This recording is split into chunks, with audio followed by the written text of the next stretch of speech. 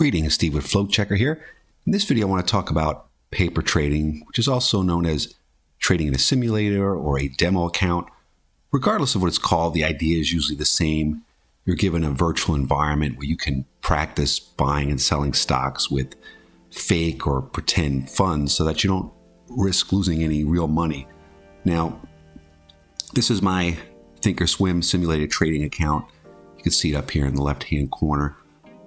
Usually at the login screen, you can toggle between your live account and your paper trading account, but a lot of other brokers will offer paper trading as well. Interactive Brokers, Webull, TradeStation, eToro, and many others offer this type of paper trading platform. The benefits for paper trading really for new traders is great because you can learn how to use a platform, how to set it up, set up charts, learn how to execute different types of orders like a market order versus a limit order. But for all traders, really, it's a great way to practice new strategies and even get familiar with different types of securities like options if your paper trading platform allows for that. Now, there are, of course, limitations to paper trading. One of those having to do with the execution speeds and fills. You know, when I press the buy button on a paper trading account, you can see we're basically filled automatically, and the entire order will be filled. Same when we go ahead and we hit the sell button. Now, that may not happen when you move to a live account. Even with limit orders, I've had situations where my order doesn't get completely filled, or just part of it gets filled at a different price than I was expecting. And that's known as slippage. It's usually not accounted for in a paper trading account. But the biggest limitation with simulated trading is the emotional aspect that will come with trading real money. A simulator will not be able to account for the roller coaster of emotions that you're going to experience, primarily being fear and greed, the fear of missing out on a trade, and then the greed of wanting to make money and not taking profits correctly and staying in a position for too long and taking greater losses than you should. So really, the most important thing that you could do for paper trading is to treat your virtual account with the same respect that you would your live account. And what I mean by that is, if you see up here, usually Thinkorswim, I think, starts you out with about $100,000 in virtual money. Now, if you're only going to have a live account with, a few $1,000s, say $5,000, then you don't want to have such a large amount of virtual funds, because you may be tempted to take really large share sizes. You might say, I'm going to treat this like a video game. I'll take 2,000, 10,000 shares.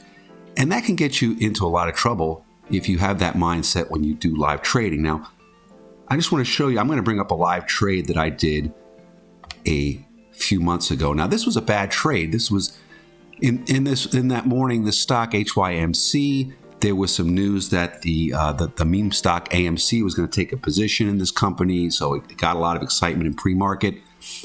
So I held on to it, and you could see here, this is my live account. I'm already down over $600, which on this bump back up, I should have sold out, but I stubbornly stayed in this trade. And I just want to show you what happens when you trade with larger share size.